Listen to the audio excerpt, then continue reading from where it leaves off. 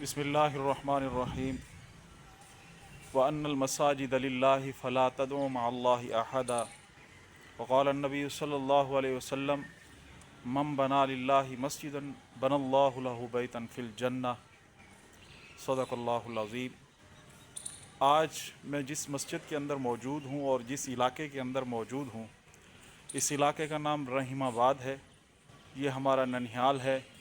انہی دنوں کے اندر ہمارے والد صاحب جب مدرسے کی چھٹیاں ہوا کرتی تھی تو ہم اپنا بچپنا یہاں پر گزارنے کے لیے آیا کرتے تھے، تو یہاں پر ہماری بہت سی بچپن کی یادیں جڑی ہیں۔ یہ مسجد جامع مسجد ہے اور اس مسجد کو بڑی خوبصورت انداز سے بنایا گیا ہے۔ اس کے چند مسافت پہ رحیم خان کی ایک بہت مشہور معروف مسجد ہے، بھونگ مسجد کے نام سے مشہور ہے۔ اس سے تھوڑا سا پہلے یہ جامع مسجد ہے جو ہمارے خاندان کے بڑے لغاری خاندان کے خانوادانوں اس کو بنایا تھا بڑی خوبصورت انداز کے ساتھ۔ اور جو حدیث میں نے پڑھی ہے اس کا مفہوم بھی یہی ہے کہ جو لوگ اللہ کا گھر اس زمین کے اوپر روئے زمین کے اوپر بناتے ہیں، اللہ ان کا گھر جنت کے اندر بناتے ہیں۔ تو یہ دیکھ لیں کہ اس کو بنے ہوئے کئی سال گزر چکے ہیں، اسی طرح یہ خوبصورت اپنی خوبصورتی کے ساتھ موجود ہے۔ یہاں پر 5 وقت کی نماز، درس قرآن بڑے خوبصورت انداز سے پیش کیا جاتا ہے۔ یہ مسجد ہے جو اپنی خوبصورتی اپنے آپ مثال بیان کر رہی ہے۔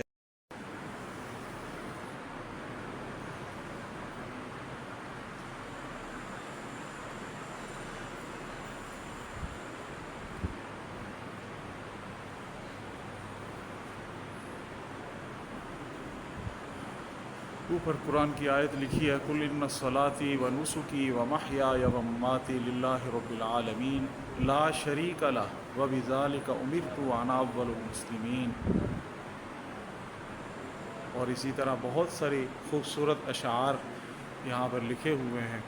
یہ ایک شعر لکھا ہے، لا يمكن الشناء كما كان حقه بعد از خدا بزرگ تو یہ قصہ مختصر۔ بہت ہی خوبصورت انداز کے ساتھ اشعار لکھے ہوئے ہیں قرآن کی آیت، اور اسی طرح خوبصورتی کے ساتھ آج ظہر کی نماز ہم نے یہاں پر ادا کی ہے اور بہت ہی دل خوش ہوا۔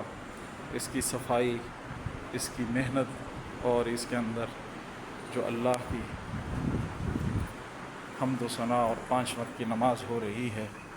بہرحال یہی چیز ہوتی ہے انسان کے پاس کہ انسان دولت ہونے کے بعد اللہ کے گھر کو آباد کرے۔ اللہ نے ان کو بہت دیا ہے، زمین، جائیداد، رقبے، لیکن مسجد کو بھی انہوں نے اس طرح رکھا ہوا ہے ایک دلہن کی طرح۔ ابھی بھی اس کے اندر پینٹ کا کام ہو رہا ہے۔ تو یہ سب اللہ کی توفیق ہوا کرتی ہے، اللہ کی توفیق سے یہ سب کچھ ہے۔ یہ مدرسہ بھی ساتھ ہے جو الحمدللہ یہاں پر طلباء تعلیم حاصل کرتے ہیں۔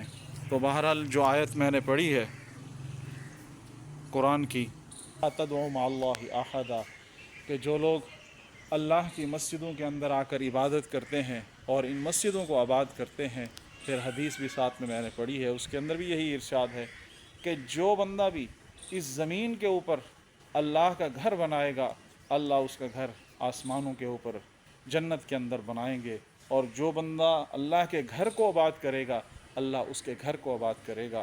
بس آج کا ولاگ اور آج کا ہمارا یہ خلاصہ یہی ہے کہ ہم مسجدیں کو آباد کریں، مسجد بنانے والے بنیں اگر اللہ ہمیں توفیق دے۔